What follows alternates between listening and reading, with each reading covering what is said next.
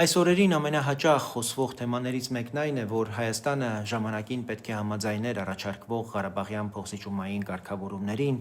այդ կերպ խնդիրը կլիներ լուծված, չէր լինի պատերազմ, չէին լինի այսչափ զոհեր, կորուստներ։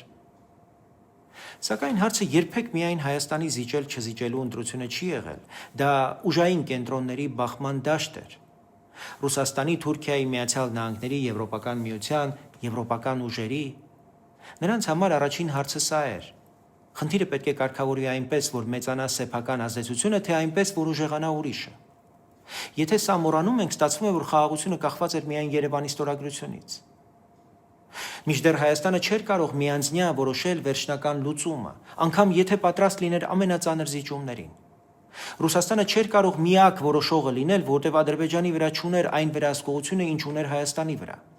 Մյուս կողմում էլ Թուրքիան էր, որն իր ամբողջ կշռով խափանում էր ցանկացած լուծման տարբերակ, որը կլիներ իր հաշվին։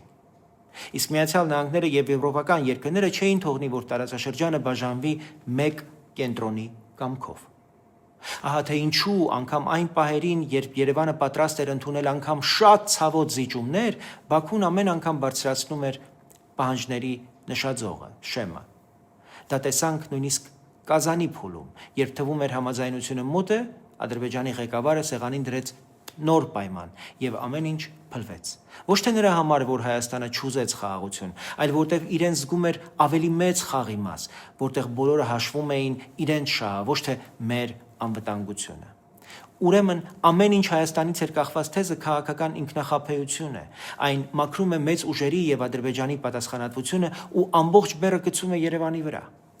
Ճիշտ եզրակացությունն այլ է, մեզ պետք է պետություն, որն ունի իրոք ինքնուրույն կամք, հզոր անվտանգային եւ դիվանագիտական համակարգ, պետություն, որը հասկանում է ուժային կենտրոնների խաղը, բայց չի հանձնվում այդ խաղին եւ իր ճակատագիրը չի տալիս ուրիշների ազդեցության հաշվարկների